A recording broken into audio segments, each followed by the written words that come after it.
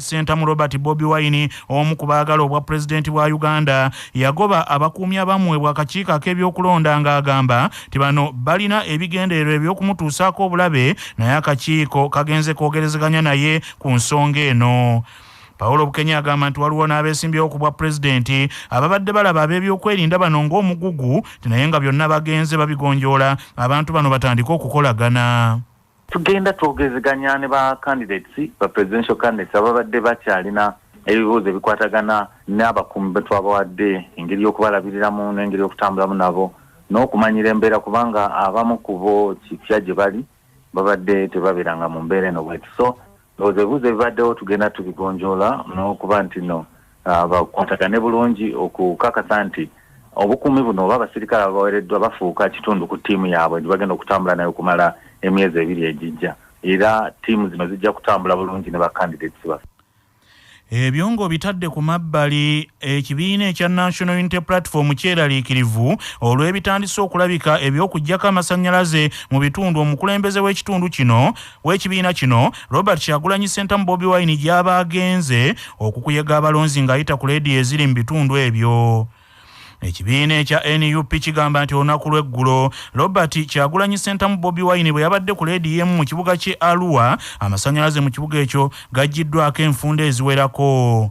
Akulira ekisinde eky'abavubuka mu kisinde kino mu kisinde kya Power n'ekibiina ekya National Unity Platform Francis Zaake y'omu ku babadde n'omukulembeze ono ku leediyo kwe yabadde ayogerera era asoomozezza akakiiko ak'ebyokulonda nti bwe kaba keekalangirira okunoonya akalulu mu nkola ey'ekinnassaayansi kalina okutereeza ensonga eno.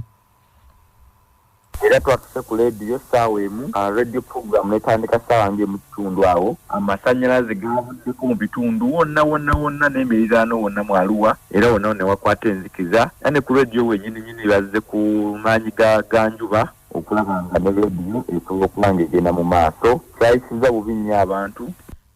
Wabula omubaka wa pulezidenti mu disitulikiti ya Arua Nahori Oya Awa agamba nti ekyamasannyalaze okuvaako si gwe mulundi ogusoose kino kizibu ky'ebbendobendo lyonna erya West Nile n'agamba nti ebisingako ku masannyalaze okuvaako ng'omubaka Kyagulanyi ali ku leediyo kampuni ezivunaanyizibwa ku masannyalaze agagenda mu West Nile ze zirina okubinnyonnyola.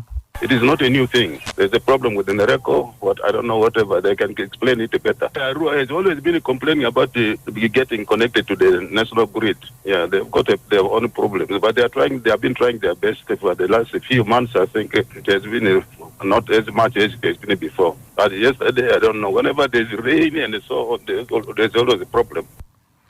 Wabula ayogerera akakiiko ak'ebyokulonda Paulo Bukenya asabye ab'ekibiina ekya National Unity Platform bategeeza akakiiko ak'ebyokulonda mu butongole kasalire ekizibu kino amagezi nga tekinnaba kukula ate okugenda mu bitundu ebirala kubanga akakiiko k'ebyokulonda kaasalawo akalulu kabeere mu nkola ya ssaayansi. Nga Electoral Commission twalaga engeri gye tugenda okutambuza mu kunoonya akalulu mu mbeera eno ya COVID-19 nga mwe muli n'okukozesa emikutu egy'empuliziganya era okunoonya akalulu kwatandise mu butongole wabaawo ensonga yonna erabiseewo incident ngeri gye mwogerako twetaaga ne tugimanyaako nga Electoral Commission mu butongole tulabe engeri gye tugigoberera n'okuzuula ki ekyabaddewo n'eki ekiyinza okukolebwa kubanga waliwo enteekateeka y'okusobozesa buli omu okwogera eri abantu nga bayita ne ku mpewo oba ku mikutu egy'empuliziganya ng'egi. So kiba kirungi nnyo ne tutegeezebwako mu butongole ne tunoonyeza ensonga eyo. Olwaleero omukulembeze wa National Unity Platform Robert Kyagulanyi Ssentamu Bobi Wine akalulu agenda kukanoonyeza mu disitulikiti ey'e Kitgum gy'anaava agende mu disitulikiti ey'e Padere akomekkereze ne disitulikiti ey'eggulu olwaleero. Ate ye Pulezidenti Yoweri Kaguta Museveni eyeesimbyewo ku kkaadi y'ekibiina ky'NRM olwaleero agenda Patch, John Katumba agenda Nebbi agende ne Zombo n'Arua ate Henry Mukunda agenze Lukiga, Kabale ne Rubanda. Ate yakwatidde FDC bendera ku kifo eky'obwa President Patrick Amuriati Oboyi olwaleero ayingidde olunaku olwokusatu ng'atalaga ebitundu eby'etteso. Patrick Amuriati Oboyi eyeekazaako eri munnakyalo oba the villager munaku ebbirizi yakamala mu bitundu by'etteso nga wenja akalulu tiagasi oba omukka ogubalagala anaabye bunaabe nga n'abawagizi be abo bokka balina omutwe omugumu bebasobodde okuwuliriza ku bigambo bye olw'ensonga nti poliisi tebaganya wadde okuwuliriza ekigambo kye oba okumusemberera. Patrick Amuriati munaku ebbiri bakira buli watuuka alaga abawagizi ebigere nga babategeeza mu lulimi oluteso nti poliisi yabba engatto ze era bakira bamuyimbira obuyimba nga bugamba nti poliisi twagala ngatto zaffe.